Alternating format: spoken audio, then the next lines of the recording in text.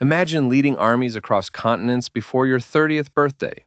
Now, meet Alexander the Great, the man whose ambition carved a legend onto the map of history. The story begins in Pella, the ancient capital of Macedonia.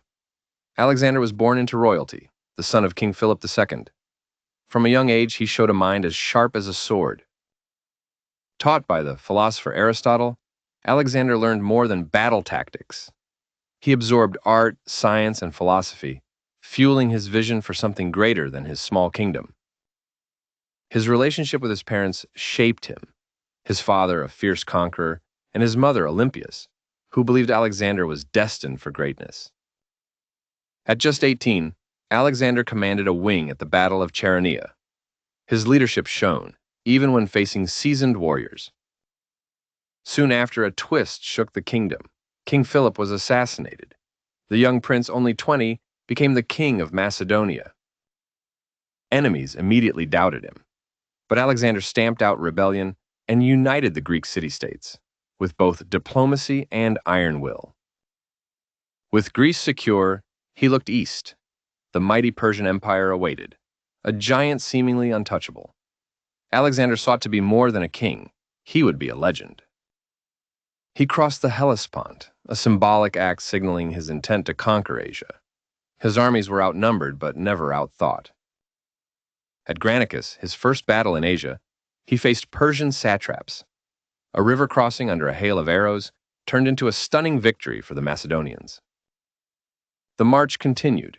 In the city of Gordium, Alexander faced the challenge of the Gordian knot.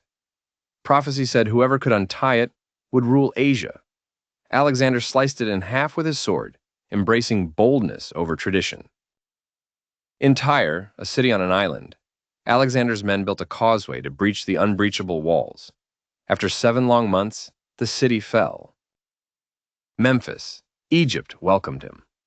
Locals saw Alexander as a liberator. Here, he drew the foundation for Alexandria, a city that would become a beacon of knowledge and culture. But his eyes never rested.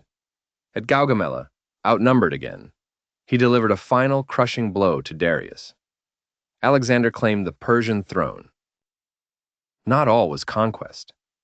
Alexander admired local customs, sometimes adopting Persian dress and rituals, a controversial choice among his followers. The journey continued to the east, through deserts and mountains, even to the edges of the known world. Battle-hardened and relentless, Alexander faced fierce resistance in modern-day Afghanistan and India. The Battle of the Hydaspes against King Porus pushed his men and strategy to the limit. Elephants thundered against Macedonian formations, but Alexander's tactics prevailed.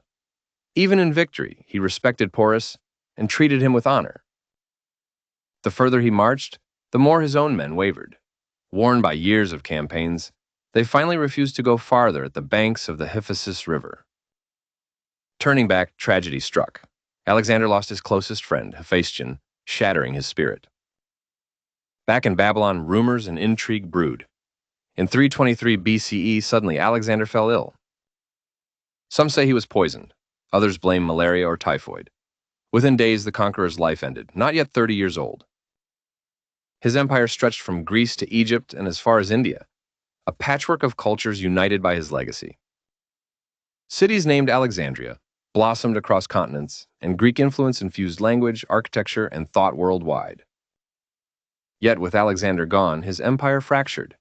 His generals, the Diadochi, carved up his vast conquests, and the dream of unity faded. Still, Alexander's story echoes through the ages, a tale of speed, ambition, and what it means to dream beyond your time. What do you think inspired Alexander's relentless quest? And how do you see his legacy shaping our world today?